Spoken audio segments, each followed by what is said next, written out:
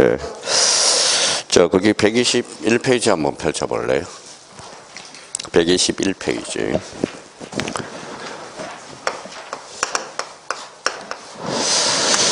자, 121페이지 보니까 이면지가 하나가 있죠. 예, 거기에다가 한번 봐봐요. 계약법.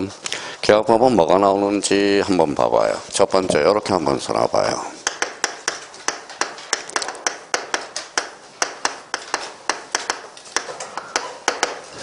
자, 뭐라고 써놨죠? 계약의 성립. 계약의 성립은 반드시 출제가 됩니다. 자, 계약의 성립. 자, 계약의 성립이 끝나면 요게 나와요.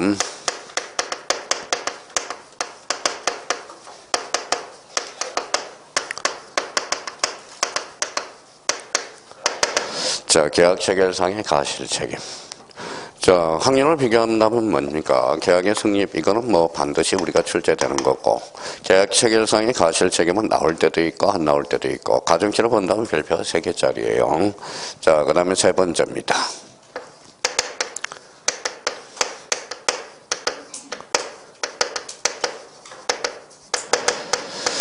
뭐라고 써놨죠? 동시이행항변권. 이거는 나와요. 반드시 나오게 되어 있습니다. 자, 몇 개 이제 더 써보자고, 계속.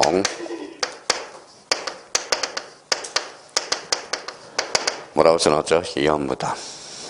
자, 다섯 번째.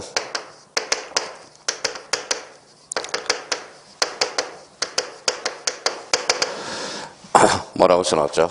계약의 해제와 해지.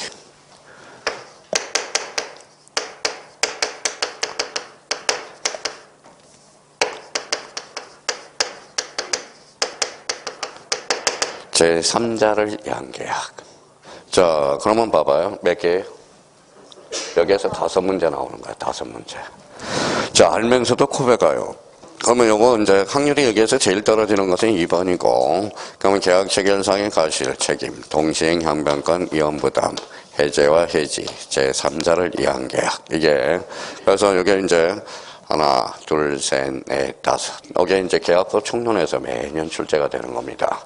자, 뭐 나오는 것 뻔히 알죠? 근데 왜 틀려요? 꼼꼼하게 안 해서 그렇다라는 겁니다. 꼼꼼하게 안 해서. 자, 그러면 이제 이게 계약법 총론이에요. 계약법 총론에서. 계약법 총론입니다. 자, 계약법 강론 들어가서 뭐가 나올까요? 자, 한매라는 게 있어요. 자, 대표적으로 이제 매매부터 먼저 적어보죠. 매매. 자, 매매가 몇 문제 출제되냐면 2문제가 출제돼요. 2문제. 2문제가 뭐냐면 2문제가 이제 출제되는 포인트가 뭐예요?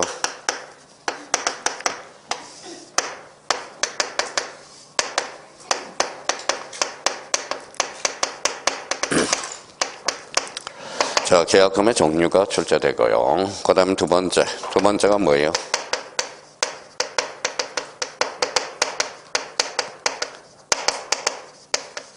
자, 매도인의 담보 책임. 이게 출제가 되고요. 자, 그러면 자, 올해 이제 한매가 있는데, 한매하고 교환, 이제, 작년에 뭐가 출제된다고 그랬냐? 한매가 출제된다고 그래서 역시 한매가 출제되고요. 올해는 한매보다 뭐가 출제될 가능성이 커요? 교환 계약이 올해 출제될 가능성이 높아요. 자, 그 다음에 이제 세 번째. 자, 그러면 자, 첫 번째죠. 1. 그 다음에 두 번째. 그 다음에 세 번째 뭐가 있죠? 임대차가 있어요. 임대차. 자, 임대차와 관련돼서는 요거 몇 문제냐? 그래서 이제 2문제가 출제돼요. 그럼 나오는 건 이제 다 정해졌네요. 10문제가 딱 확정이 돼 있잖아요. 확정이 돼 있죠. 그러면 저희가 그러면 계약의 성립, 이게 안 나오면 성을 갈고요. 동시행 항변권, 이연부담, 해제와 해지, 제3자를 위한 계약. 이거는 이제 5개 확정이 됐고. 자, 매매와 관련돼서 2문제. 계약금의 종류와 매도인의 담보 책임. 또 하나는 교환계약. 올해 한매보다는 교환계약이 나올 가능성이 커요. 임대차와 관련돼서는 몇 문제? 2문제. 그럼 봐봐요. 세워볼까요? 하나, 둘, 셋, 넷. 하나, 둘, 셋, 넷, 다섯. 요거 5문제죠. 요거 5문제. 더하니까 몇 문제예요? 10문제. 딱 정해져 있어요. 자, 알면서도 어때요? 틀리는 이유는 뭐예요? 계약법은 범위가 작아요. 범위가 작으니까 일단 꼼꼼하게 정리해놔야 돼요. 자, 그럼 봐봐요. 자, 얼마나 이제 봐봐요. 꼼꼼하게 정리를 안 하느냐. 여기 한번 봐봐요. 자, 매매가 뭐예요? 매매가 뭐예요?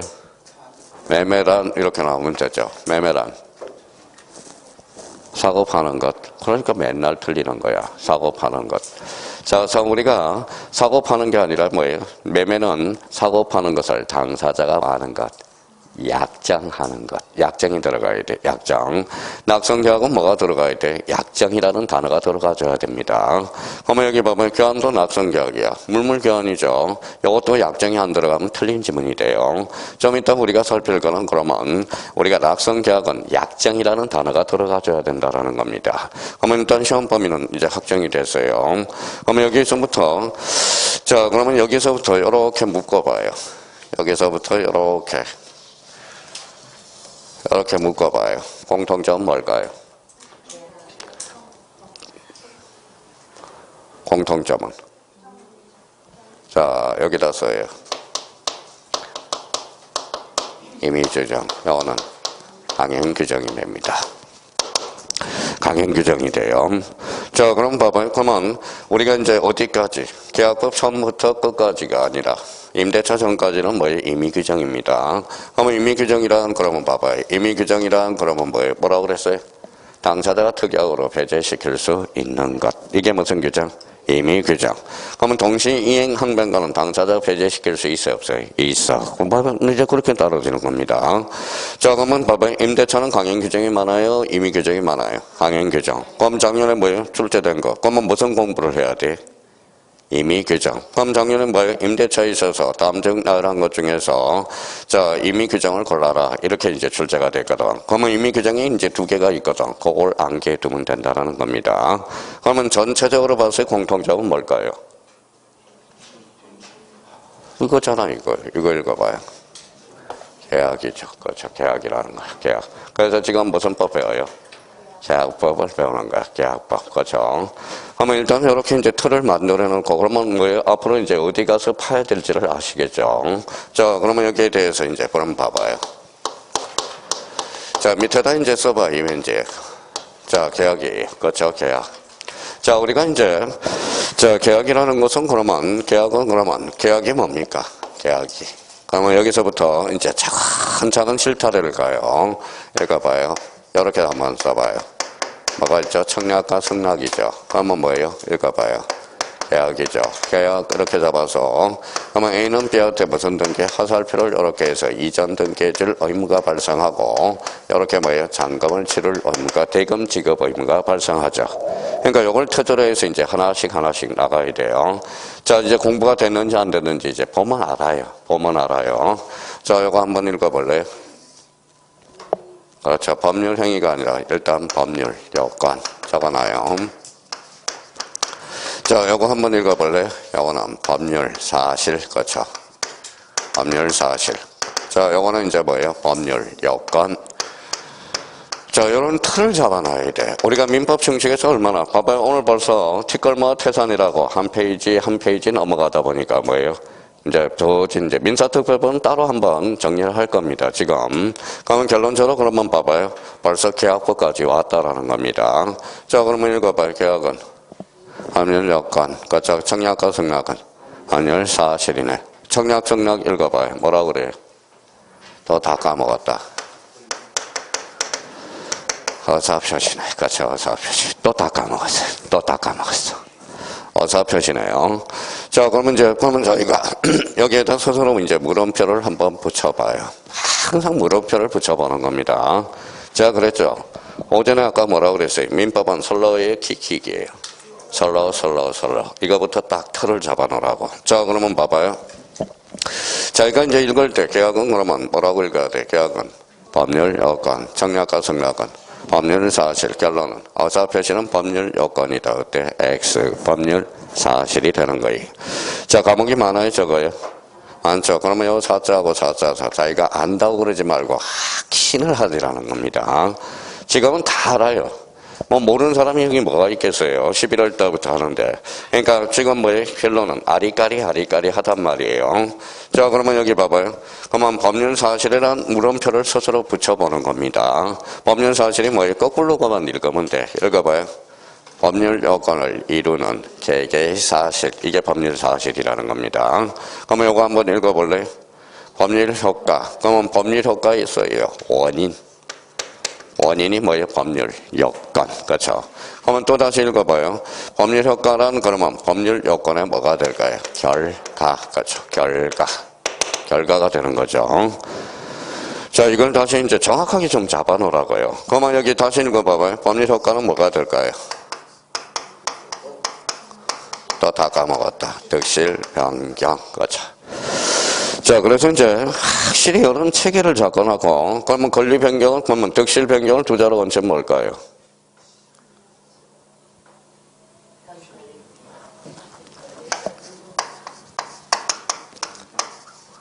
뭐라고 써놨어요? 변동이야. 변동. 무슨 변동일까요? 권리 변동. 거죠. 지금 이게 안 잡힌 거예요. 이게 안 잡힌 겁니다. 이 체계가 지금. 자, 그러면 여기 한번 봐봐요. 자, 법률 요건의 행위를 양태를 봤더니 대표적으로 두 개가 있더라. 이거 있어요. 뭐라고 써놨죠? 법률 행위. 하나는 법률 규정이 있더라. 이거예요. 자, 법률 행위. 그러면 법률 행위에다 물음표를 하나 붙여볼게요. 법률 행위가 뭘까요? 봐봐요. 지금 내내 5개월을 배웠는데 법률행위. 저번에 우리 민법 정식에 안 나간 것도 아니라는 겁니다. 그럼 법률행위가 뭐예요? 자, 법률행위란 그러면 여기에다 니꼴이라고 써서 어사 표시 플러스 알파라고 써요. 자, 그러면 수학적으로 표시하면 법률행위는 어사 표시 플러스 알파, 니꼴이라는 겁니다. 자, 그러면 여기 한번 읽어볼래? 어사 표시가 없는 법률행위는 존재할 수 있어 없어? 없어. 그러면 다시 읽어볼까요? 법률행위란 읽어봐요. 어사 표시가 꼭 필요한 뭐예요? 법률 요건이라는 거야. 자, 그럼 다시 이제 고상한 말로 바꾸면 법률행위란 어사 표시를 필수 불가결로 하는 법률 요건 이렇게 되는 거야. 그럼 여기 뭐라고 써놨어요? 법률 규정은 반대해석한 문제죠. 읽어봐요. 어사 표시 이해의 끝. 무슨 규정? 법률 규정이야. 자, 그러면 이렇게 이제 우리가 잡아놓고, 그러면 여기서부터 이제 기초 체력을 단단히 해놔요. 그러니까 빨리빨리 할수록 좋다는 거예요. 자, 그러면 계약은 읽어봐요. 법률 요건. 시험은 계약은 법률 사실이다. 어때? X. 법률 요건. 정략과 승낙은 법률 사실. 법률 사실은 두 개로 나눠지죠. 뭘로 나눠지? 용태와 사건. 그렇죠. 사건. 또 다 까먹었다. 용태와 사건. 첫 시간에 뭐예요? A4 용지 갖다 놓고 다 본인이 적어 놓고도 몰라요. 자, 그러면 이제 2달 넘었으니까 가물가물하네요. 자, 이걸 그러면 토대로 해서 우리가 잡아야 되고요. 자, 그러면 다시 한번 법률 효과는 뭐라고 읽어봐요? 결과. 법률 효과는 원인. 법률 사실은 어사 표시. 이렇게 해서 요게 머릿속에 딱 잡아야 되는 겁니다. 자, 그러면 이제 이렇게 이제 적어놓고, 그러면 또 기본적으로 봐봐요. 자, 지금 애매하게 알고 있다거든. 그러면 그 밑에다 또 하나 이렇게 해서 뭐라고 적어놔봐야 돼.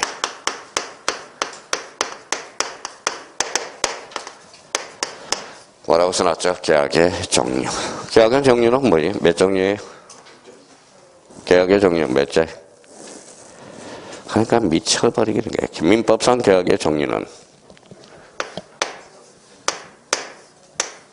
15개, 그렇죠. 15개. 15개.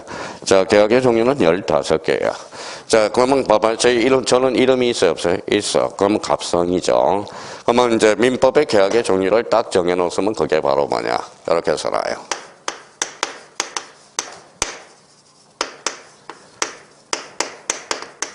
뭐라고 써놨죠? 전형계약. 그렇죠. 전형계약입니다. 자, 그러면 우리는 민법상 전형계약은 몇 개다? 15개. 그러면 밑에다 이제 한번 써봐요. 첫 번째. 맨날 했던 거.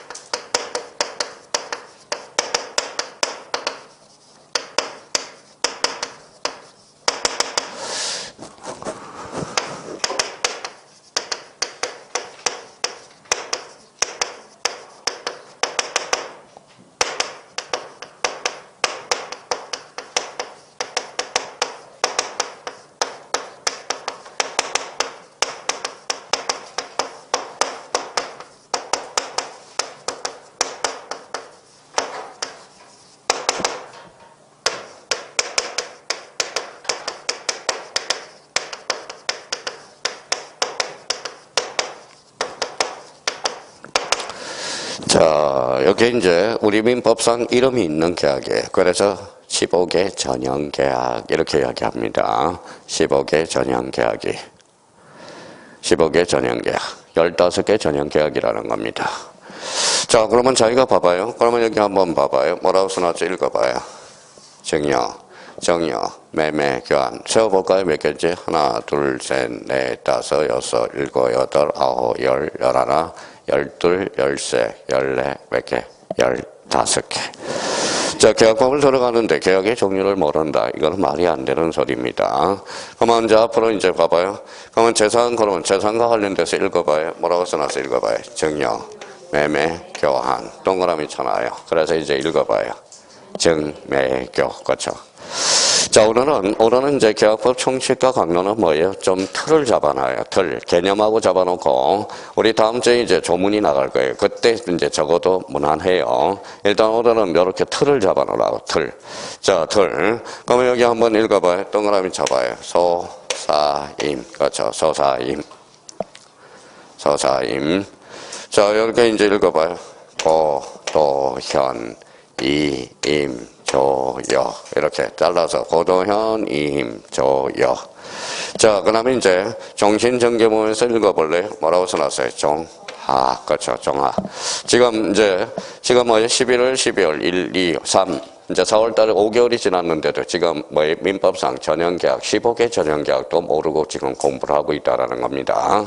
자, 그러면 이제 외워볼까요? 재산, 그러면 읽어봐요. 형매교, 대차는 소사임. 그 다음에 몸으로 때우는 것은 고도현, 이임, 조여. 그렇죠. 종신정기금, 하해. 그래서 종하. 자, 정여는 그러면 뭐예요? 정여는 무상계약이죠. 무상. 읽어봐요. 매매, 사고 파는 것을 당사자가 약정하는 것. 교환은 물물교환이죠. 자, 소비대차. 제가 자, 은행 가서 돈을 구해요. 돈을 구웠어요. 그러면 금전 소비대차 계약이라고 그러는 거야. 소비대차 계약. 제가 차를 빌려요. 뭘까요? 사용된 차. 그럼 렌탈이라고 그러죠. 자, 여기 읽어봐요. 임대차. 그렇죠. 자, 고용은 알죠? 고용계약. 도급계약, 하천 주는 거 아시죠? 현상광고는 바위가 뭐예요? 논문을 게재해서 상품을 받는 것, 현금을 받는 거, 이게 현상광고예요. 여기 임계약이 뭘까요? 제가 제3자한테 임을 해주는 거. 임치가 뭘까요? 물건을 맡기는 거. 조합계약 그대로 여행계약이 추가가 됐어요. 그래서 전형계약은 14개 전형계약이었는데 하나가 더 추가돼서 여행계약까지 포함되는 겁니다. 자, 종신경제금은 제가 재산이 3억이 있어. 제가 죽으면 아들한테 월 얼마를 줘라. 3억. 은행에서 주는 거야. 종신정기금이라고 그래요. 요거는 무슨 계약이? 하해계약이 되네. 자, 그러면 여기 봐봐요. 이제 이런 문제가 나온다고. 자, 읽어봐요. 대물변제는 저기 안에 있어, 없어? 없어. 그럼 대물변제는 전형계약이다. 어때? X, 비전형계약이라는 거야. 민법상 이름이 없다라는 겁니다. 근데 이런 거에 나오면 되게 당해. 우리가 계약법은 뭐에 당하느냐? 기초에 당해요, 기초. 그러니까 대물변제는 전형계약이다. 이러면 사람들이 무슨 소리인지를 몰라요. 그러니까 대물변제는 여기 안에 없죠. 없으니까 비전형계약이야. 이렇게 연결이 되기 시작한다. 자, 그러면 여기 봐봐요. 그러면 이렇게 이제 해놨으니까 이렇게 행간판을 잡아요. 자, 계약법 강론은 전부 시험 범위가 아니야. 이렇게 묶어봐요. 요거만 시험 범위야. 읽어봐요. 매매, 교환, 임대차. 그러니까 요 계약을 외우니까 뭡니까? 계약의 종류를 외우니까 계약법 시험 범위가 나오네. 시험 범위가 나온다라는 겁니다. 자, 그러면 이제 봐봐요. 제가 어제도 말씀드린 게 뭡니까? 봐봐요. 이런 이야기를 했어요. 자, 봐봐요. 우리 이제 맥도날드에 갔어요. 맥도날드 가면 햄버거 하나 시켰습니다. 햄버거하고 한 세트는 뭘까요? 감자튀김. 좋아요. 그것도 세트네요. 감자튀김. 자, 음료하고 세트는 뭘까요? 그러면 콜라, 사이다, 커피 이렇게 되겠죠. 그러면 봐봐요. 그러면 아가씨한테 가서 봐봐요. 아가씨한테 가서 햄버거 하나 주세요. 그런데 막걸리 한 병 주세요. 그러면 맞아 죽어요.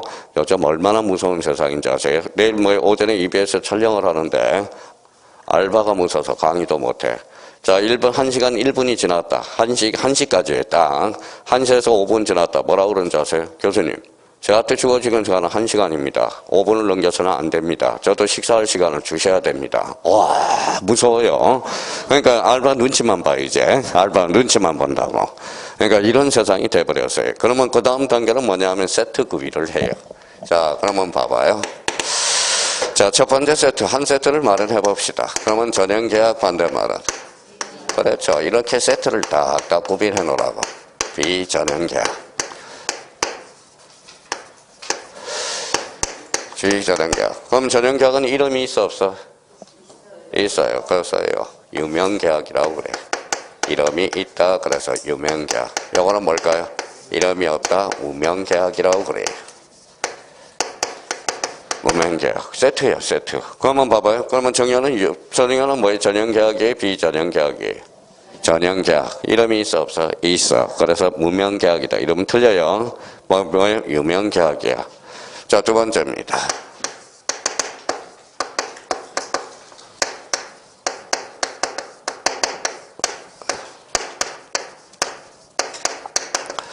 자, 낙성계약하고 뭐예요? 요물계약. 낙성계약하고 요물계약의 한 세트야. 세트예요.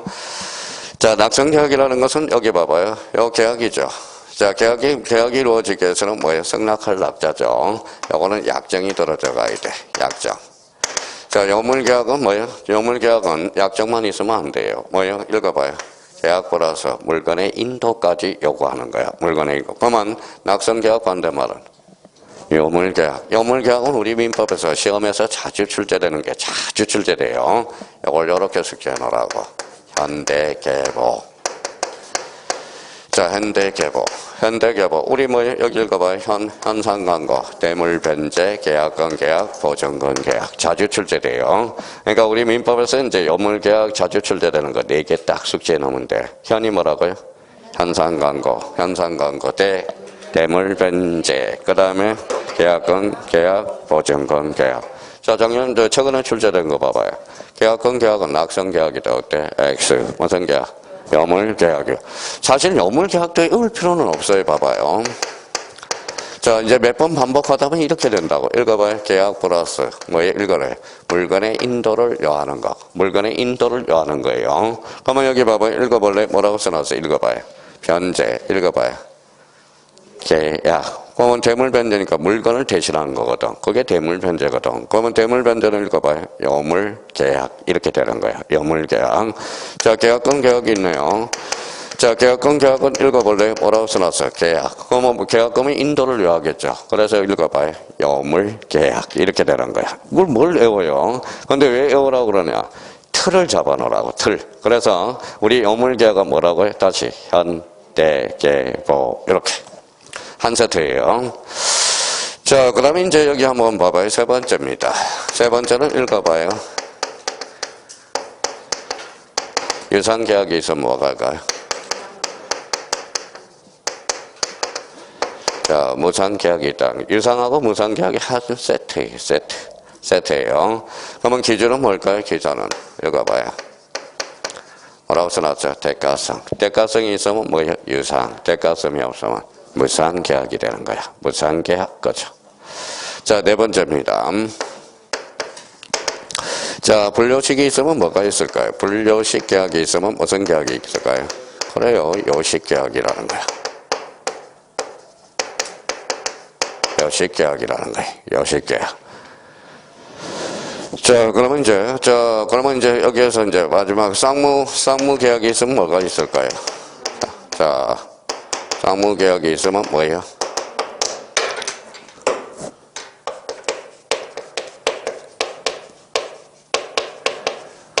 자, 그러면 쌍무계약은 쌍방이에요, 일방이에요? 쌍방. 이거는 일방. 그렇죠. 일방이라는 거.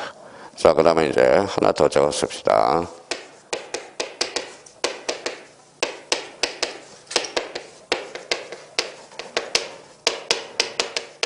자, 주된 계약이 있으면 뭐예요? 정된 계약이 있어. 자, 세트 이제 다 구비됐네요. 갖다 붙여요, 이제. 봐봐요. 정여부터 갖다 붙여볼까요? 정여입니다. 정여가 뭐예요? 정여가. 계약이 아니에요. 계약이죠. 대가성이 있어 없어? 없어. 사망 전이야 사망 후야? 사망 전. 갖다 붙여볼까요? 정연은 그러면 전형계약이에요? 비전형계약이에요? 전형계약. 자, 정형계약은 낙성이 요물이. 낙성계약이네. 대가성이 있어 없어? 없어. 무상계약이 되네. 요식이야 불요식이야? 불요식. 자, 쌍무예요 편무예요? 편무계약이 되네. 그렇죠. 일방적으로 이제 그러면 주된계약이겠죠. 당연히 정형계약 자체는. 그러면 결론적으로 그러면 뭡니까? 이걸 딱 구분을 해둘 필요가 있어. 일단 기본적으로. 자, 정형은 그러면 요물계약이 낙성계약이. 낙성계약. 그럼 뭐가 들어가야 돼? 당연히 약정이라는 단어가 들어가줘야 된다는 겁니다. 그러면 여기 이제 한 세트가 딱 구비돼야 되고. 자, 또 하나 이제 조심할 게 하나가 있어요. 자, 그럼 봐봐요. 이렇게 그려놔봐요. 뭐라고 써놨죠? 쌍무. 자, 쌍무계약과 뭐예요? 쌍무계약과 유상계약의 차이는 이렇게 나타나요. 자, 쌍무계약이 아니에요? 쌍무가 아니에요? 유상이 아니에요? 한번 읽어봐요. 쌍무계약은 언제나 유상계약이다. 맞아요? 틀려요? 맞죠? 유상계약은 언제나 쌍무계약이다. 어때? X. 대표적인 게 뭐 때문에? 그렇죠. 현상광고 하나 써놔요. 자, 현상광고는 뭐예요? 자, 편무계약이면서 무슨 계약이다? 유상계약이 되는 거야. 그래서 현상광고 조심해서 다뤄놔야 되겠죠. 그 다음에 이제 두 번째.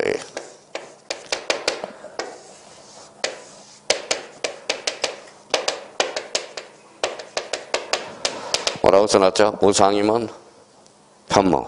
자, 무상계약하고 편무관계의 크기가 이렇게. 그러면 봐봐요. 편무계약이 커요? 무상계약이 커요? 편무가 크죠. 그럼 무상계약은 읽어봐요. 무상계약은 언제나 편무계약이다. 맞아요? 틀려요? 맞죠? 편무계약은 언제나 무상계약이다. 그때 X. 뭐 때문에 틀려? 그렇죠. 현상광고 때. 그러면 현상광고는 편무계약이지만 뭐 유상계약이 된다라는 거. 요 관계를 한번 성립해 둘 필요가 있어요. 자, 그 다음에 이제 세 번째. 자, 우리 민법상에서 무상계약은 딱 두 개가 있어요. 저 계약에서. 무상계약은 뭐예요? 자, 정여하고 사용대차가 있어. 자, 민법상 정여와 사용대차는 무상계약이라고 그래. 우리 민법에서는. 한번 봐봐요. 정여와 사용대차. 무슨 계약이죠? 무상계약이네. 그럼 요거 한번 집어넣을까봐 여기에다 집어넣어봐요. 정여죠. 정여는 무상이에요? 쌍무예요? 무상이죠. 그럼 읽어봐요. 정여는 읽어봐요. 무상계약이면서 편무계약이다. 그렇죠. 그렇잖아요. 자, 그러면 여기에서, 그러면 요 지문들이 이제 자꾸 이제 이것들이 헷갈리기 시작합니다. 그러면 이제 하기 전에 이제 틀을 다시 한번 잡아둘 필요가 있어요. 자, 그러면 아까 첫 번째, 봐봐요. 이제. 자, 우리가 이제 계약의 종류 우리가 봤죠. 계약의 종류. 자, 그러면 사이즈가 이제 청약과 승낙이라는 거야. 청약과 승낙. 법률, 사실. 청약과 승낙이 반지면 뭐예요? 계약이죠. 그러면 머릿속에 잡아요. A는 그러면 B한테 뭐예요? 이전 등기해줄 의무가 발생하고 잔금은 대금 지급 의무가 발생하겠죠. 그럼 머릿속에 구려를 걸어놔요. 법률, 사실, 법률, 여건, 법률, 효과. 법률 여건의 형태는 법률행위와 법률 규정. 법률행위는 곧 뭐예요? 의사표시다. 어때? X. 의사표시는 곧 법률행위다. 어때? X. 법률행위는 의사표시 플러스 알파. 기억해 두셔야 돼요. 그럼 먼저 아까 봐봐요. 자, 거기까지 이제 머릿속에 구조를 형성하고요. 계약의 종류는 몇 종류? 15종류가 되죠. 그러면 읽어봐요. 전형계약으로서 이걸 무명계약이라고 그래. 유명계약이라고 그러죠. 재산, 정매교, 대차는 서사임, 오문, 고조현, 이임, 조여, 기타는 정하. 몇 개? 15개. 민법에 이름이 있다 해서 유명계약, 그 다음에 전형계약이라고 그래요. 자, 그러면 이제 또 여기를 한번 옵니다. 한 세트를 자꾸 구비해요. 자, 전형, 비전형, 무명, 유명, 무명, 이렇게 잡아놓고요. 낙성계약, 여물계약. 여물계약은 읽어봐요. 현대계보. 자, 매매부터 이제 집어넣어 볼까요? 매매는 읽어봐요. 전형계약이면서 낙성계약이면서 유상계약이면서 분료식계약이면서 쌍무계약이면서 주된계약이네. 묻혀놔요. 갖다 집어넣으면 되잖아. 이제 집어넣으면 세트 구비를 확실히 해줘야 돼요. 세트 구비를 그러면 해주셔야 되고. 자, 요 관계 속에서 그러면 뭘 찾아내야 된다? 그러면 봐봐요. 자, 여기에서 이제 봐봐요. 쌍무계약은 언제나 유상계약. 맞아요, 틀려요? 맞죠? 그러면 요거 헷갈리니까 쌍유 이렇게 해오라고. 쌍유. 그렇죠? 유상이 아니라. 그러면 쌍무계약은 언제나 유상계약이야. 유상계약은 언제나 쌍무계약이다. 어때? X. 뭐 때문에? 현상 간고. 자, 그러면 무편이야, 무편. 요즘 코로나 안 걸린 사람 편하게 잠잘 수 있잖아요. 그래서 무편, 그렇죠? 무상계약은 언제나 무상계약, 편무. 편무계약은 언제나 무상계약이다. 어때? X. 그러면 대표적으로 뭐 때문에? 현상 간고. 무상계약은 대표적으로 읽어봐요. 정여와 사형, 대차. 이렇게 되는 거죠. 자, 그러면 저희가 이걸 자꾸 이제 우리가 실행을 해 들어가야 돼요. 그러면 이제 여기 한번 봅시다, 이제. 자, 첫 번째 아까 뭐라고 적어놨어요? 자, 쓸 필요 없이 이제 봐봐요. 이제 계약의 성립. 계약의 성립하기 위해서 뭐가 필요해요? 계약의 성립하기 위해서는 재료가 꼭 두 개가 필요하죠. 뭐가 필요해요? 청약과 승낙. 그렇죠? 청약과 승낙. 청약과 승낙이라는 것. 두 개의 어사표시가 재료가 필요하죠. 불꽃이 튀어야 안 튀어요? 튀어요. 그러면 뭐가 성사가 되죠? 계약이 형사되죠. 그러면 이제 여기에서 계약의 그러면 청약과 승낙이 만나서 계약이 불꽃이 돼요. 그러면 계약은 뭐다? 어사표시가 하나야, 둘이야? 둘이죠. 어사표시 합치로서 계약이 성사가 되는 거죠. 그러면 이제 시험 문제 이렇게 나와요. 이제 계약법에서 청약은 그러면 제가 청약을 했어요. 자, 봐봐요. 이거 사세요. 그러면 특정인이 불특정 다수화 됐어요. 불특정 다수화 됐잖아. 그러면 청약 당시에 청약자가 구속될 필요 있어 없어요? 없어요. 그렇죠? 그렇잖아요. 그러면 청약을 한번 했어요. 이걸 청약을 사라 그래놓고 한 사람이 저한테 승낙하러 왔어요. 그래서 청약을 난 안 팔겠다 그럴 수는 없어요. 이걸 뭐라 그래요? 청약의 비철회성이라는 말을 써주게 됩니다. 그러면 기본적으로 그러면 계약이 성립되기 위해서는 뭐가 필요하다? 재료가 청약과 승낙이 필요하다는 거야. 자, 그러면 이제 계약이 그래서 성립이 되죠. 그래서 여기에 이제 그래서 어사표시는 뭐라고 그랬어요? 다시 법률 사실. 그럼 계약이 성립해서 뭐가 중요해? 청약과 승낙이 필요하겠죠. 그럼 여기에서 이제 봐봐요. 작년에 출제되는 거. 자, 여기에서 이제 뭐라고 써놨어요? 꼬신다. 자, 개긴다. 늘 한번 했죠. 꼬신다가 뭐예요? 유인이잖아, 유인. 꼬신다, 개긴다가 대항력이라고 그랬죠. 대항력. 그러면 여기 봐봐요. 청약하고 청약의 유인을 한번 구분을 하라. 이제 나오겠죠.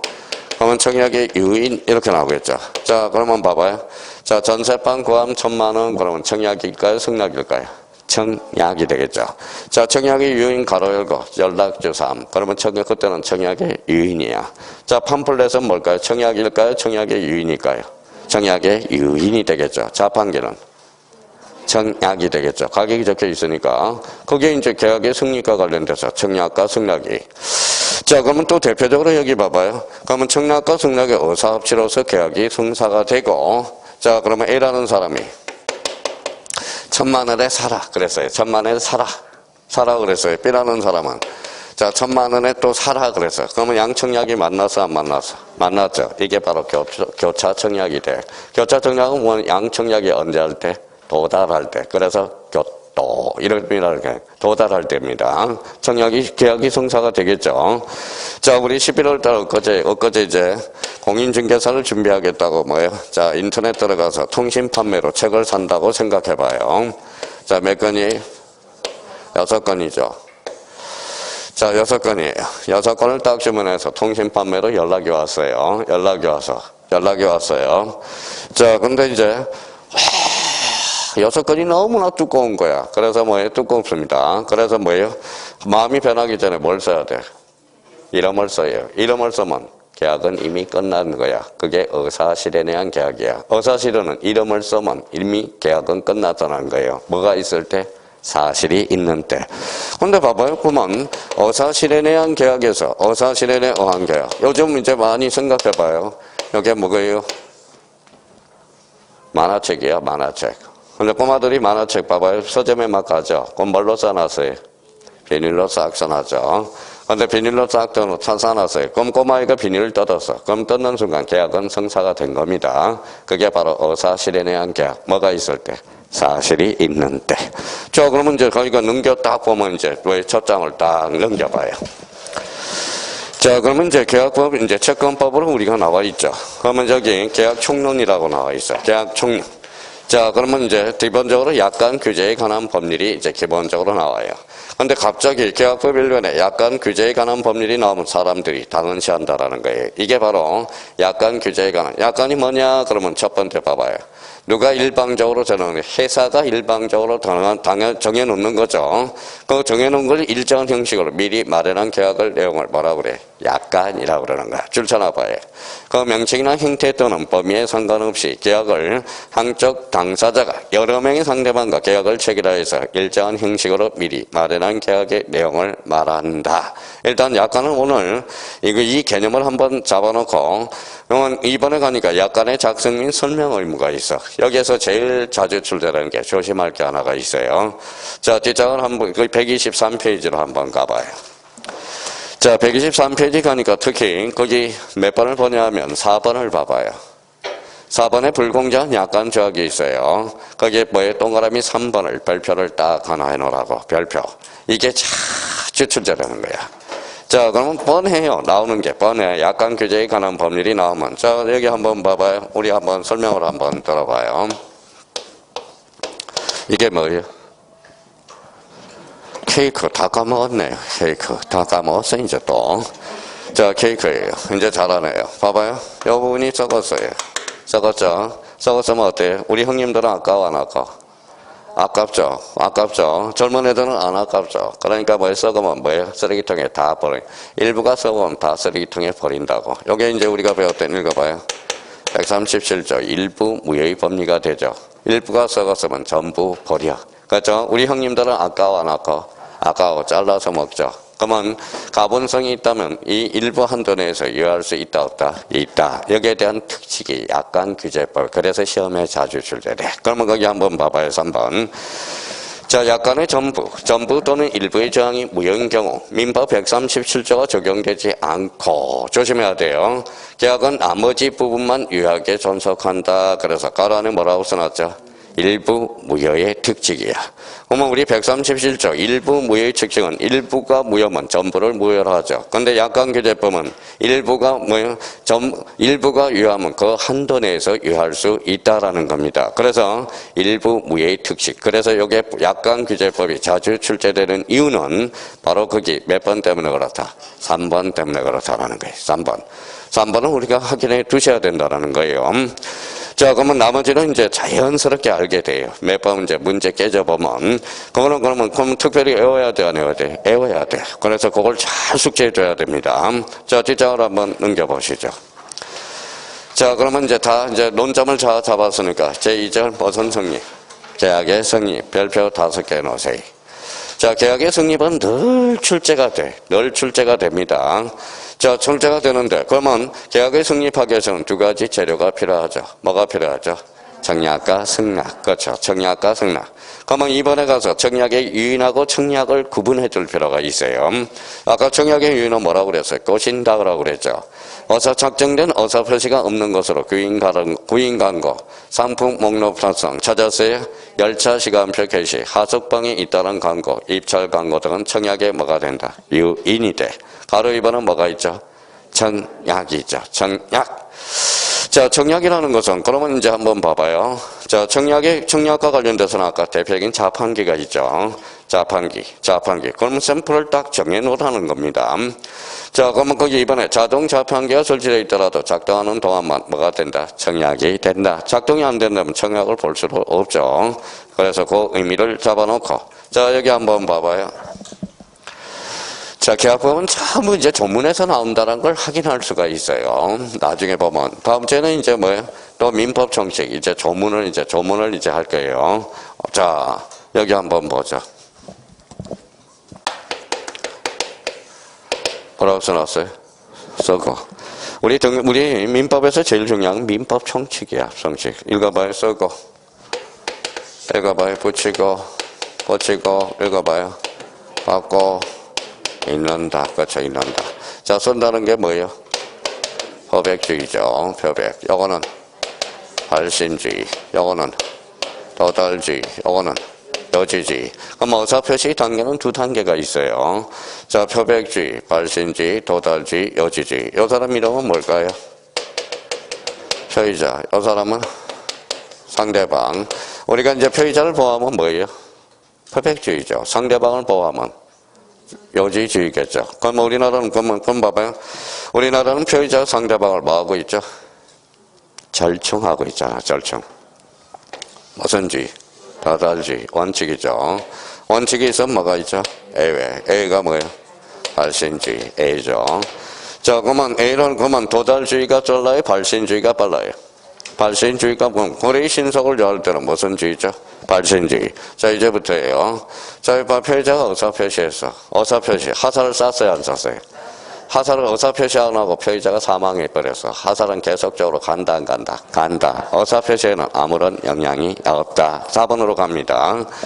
청약은 상대방이 도달하기 전, 전자 동그라미.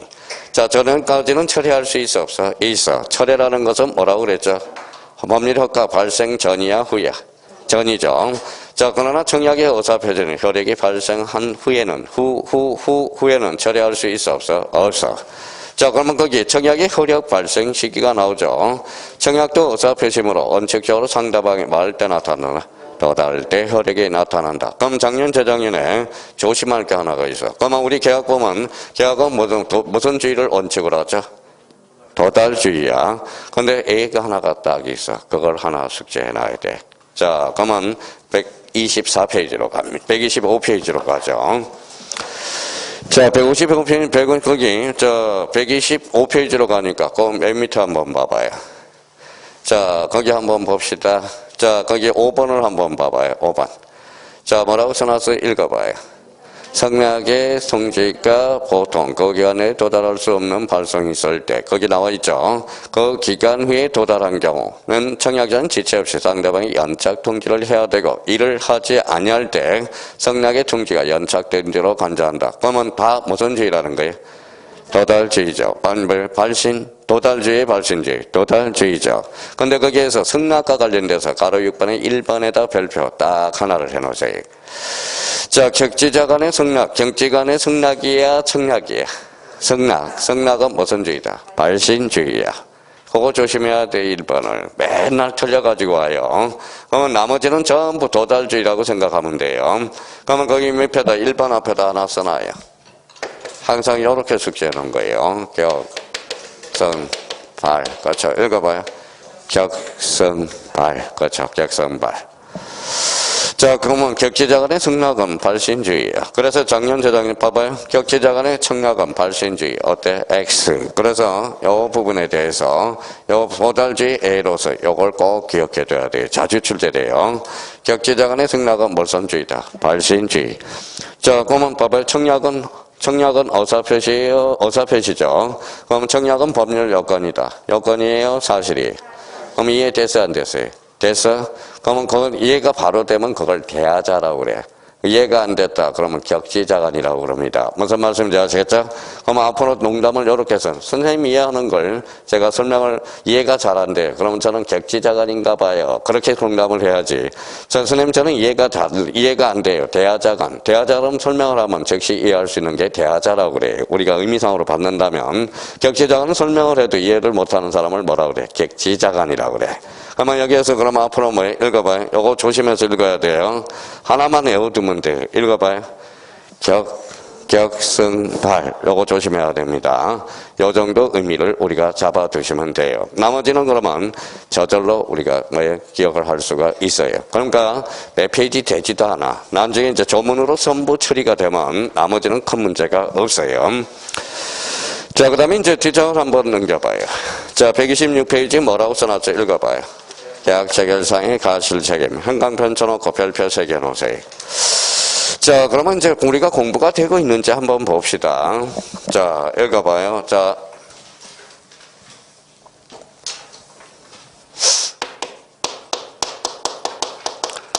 읽어봐요. 또 당사자라고 그런다. 성임 요건. 그렇죠. 성임 요건. 당사자 그러면 성임 요건. 무효 취소. 효력 요건. 조건 기한. 효력 요건. 대리권의 존재. 효력 요건. 자, 위원회 방식. 성임 요건. 특별 성임 요건. 자, 유정에 있어서 죽어야죠. 사망은 특별 효력 요건. 확정은 특별 효력 요건이 아니라 일반 효력 요건, 가능 효력 요건. 자, 위에다 가능 써요.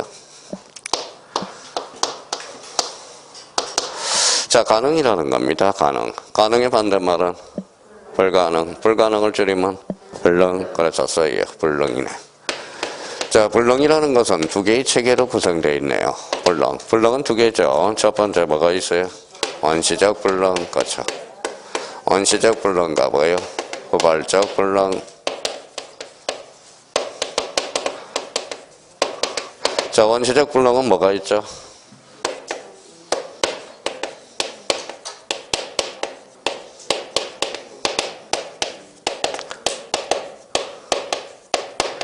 자, 전부 불능과 뭐예요? 일부 불능이죠.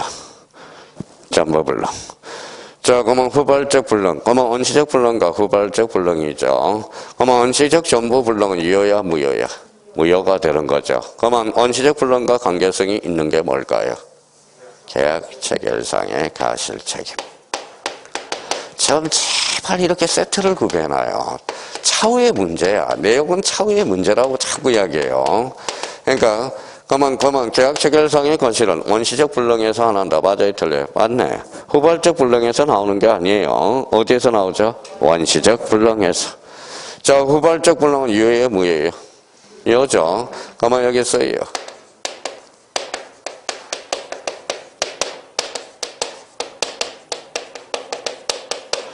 자, 채무자의 귀책 사유가 있다. 귀책 사유가 있다. 뭘로 빠질까요? 채무 불이행 책임으로 빠지겠죠.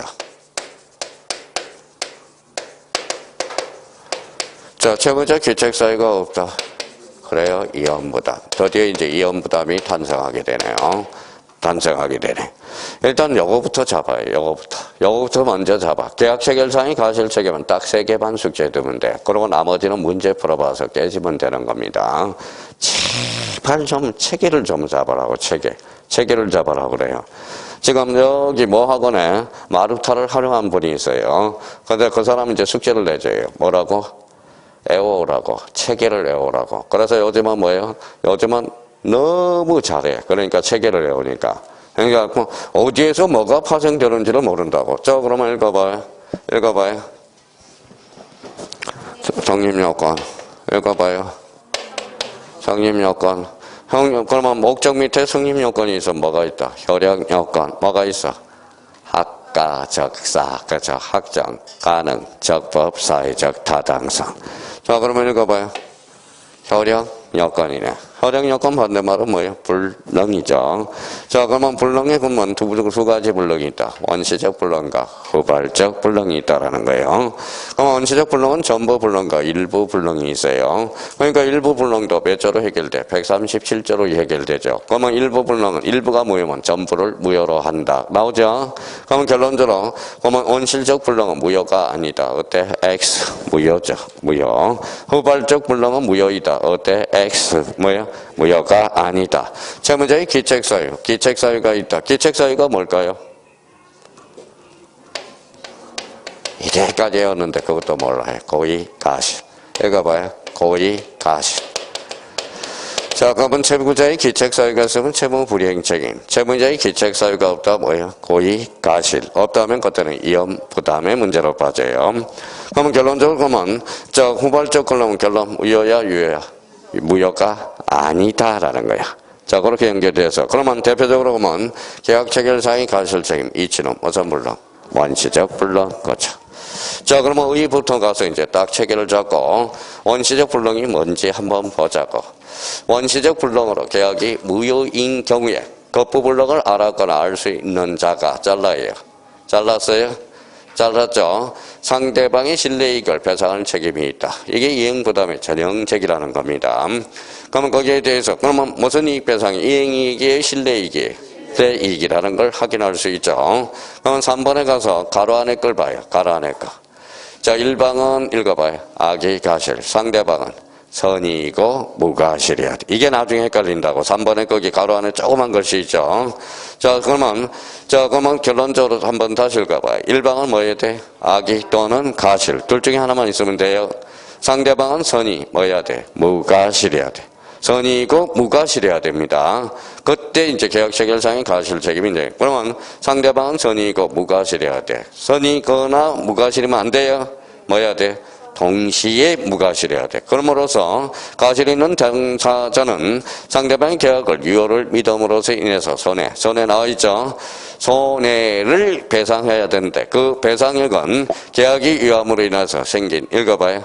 이행이익을 원치 못한다. 그 원칙이 무슨 배상이야? 실내이익이죠.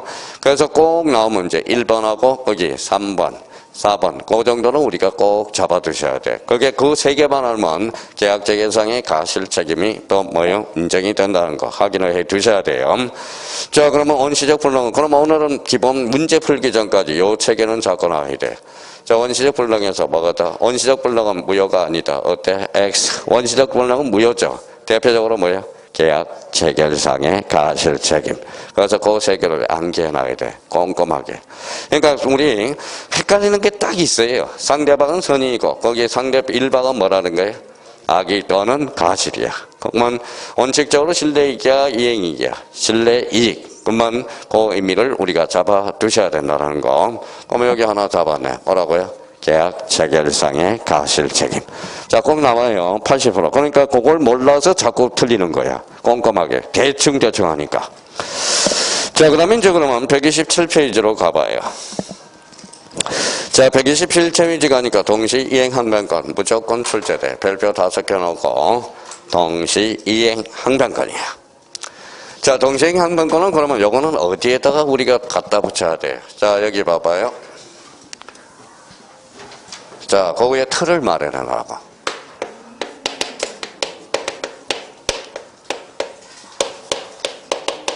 뭐라고 써놨어요? 편무계약. 반대말은?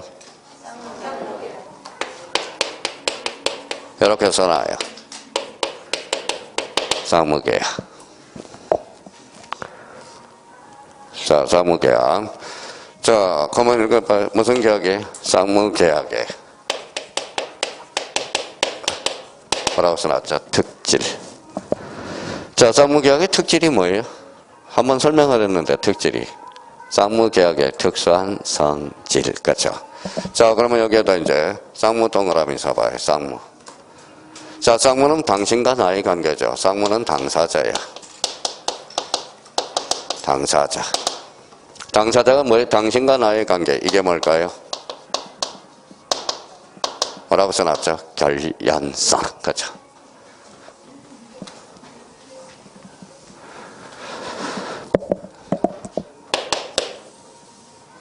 자, 그럼 한번 설명합니다. 결연성은 몇 개예요?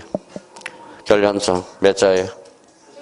그러니까 세 개가 있어, 결연성은. 자, 그러면 써요.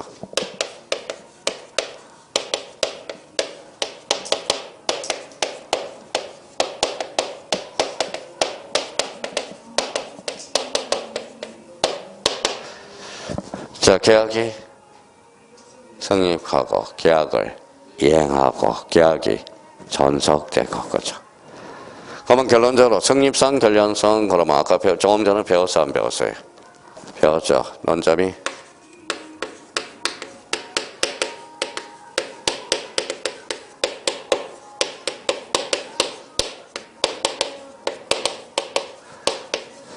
뭐라고 써놨죠? 계약 체결상의 가실 책임. 자, 이거 한번 읽어볼래요? 뭐라고 써놨죠? 이행. 이행이 뭐예요?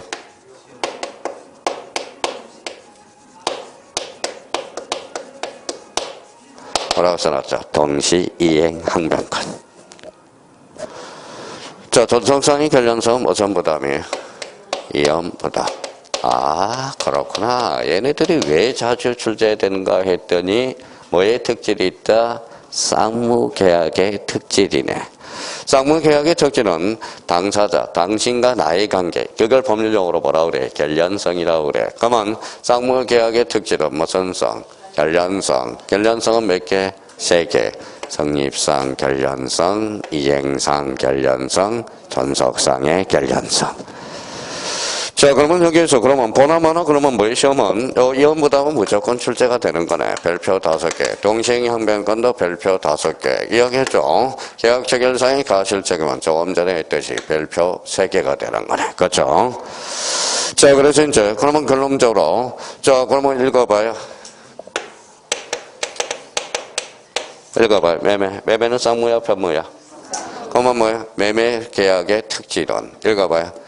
성립상의 결련성, 이행상의 결련성, 전속상의 결련성이야. 자, 소유권을 매매했어요. 매매는 그러면 갖고는 며칠이에요? 갖고는 60일이죠. 그럼 매매도 며칠이다? 60일. 그럼 매매는 동시행관계가 있어 없어? 있어. 그러면 봐봐요.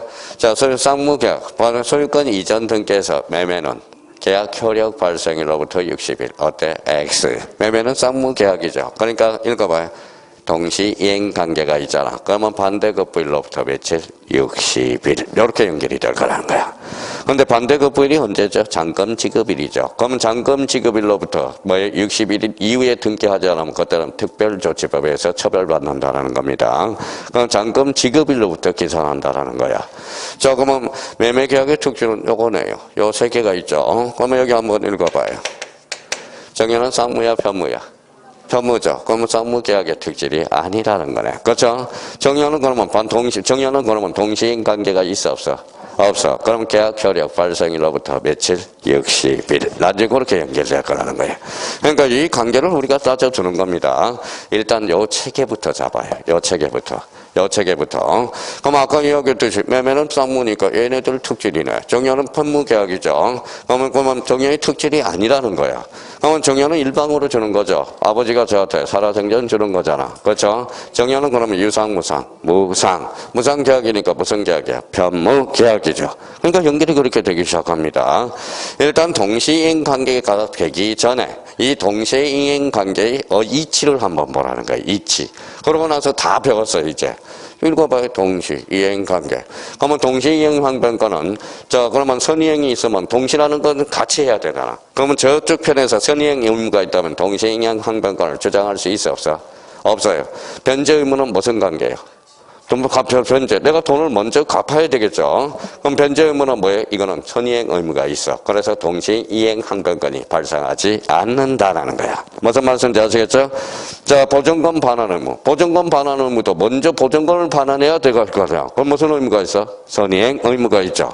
그러면 동시이행 항변권은 선이행 의무가 발생한다면 그때는 동시이행 항변권이 주장할 수 없다라는 거야. 머릿속에. 다 배운 거예요, 이제. 봐봐, 다 눈 뜨고, 여기. 동시란다, 또 동시 읽어봐요. 쌍무, 당사자, 결련성. 그러면 동시행 항변권은 법관이 직권으로 판단한다. 어때? X. 누가 주장 입장해? 당사자가. 다 배웠어요, 이제. 그 이상 할 것도 없어, 이제. 할 것도 없어요. 그러니까 저희가 이 이치를 모르니까 따로따로 하니까 따로따로 외워야 되는 거야. 그러니까 요 이치를 말해놓고, 우리 또, 킨덤이 생각을 나네. 조선시대 좀비가 돼가네. 또 이제 식사하고 하니까 또 이렇게 하네요. 자, 그러면 여기까지 하고 잠시 쉬었다 가야 되겠네. 하나라도 알고 가야 되니까 좀 쉬었다 합니다.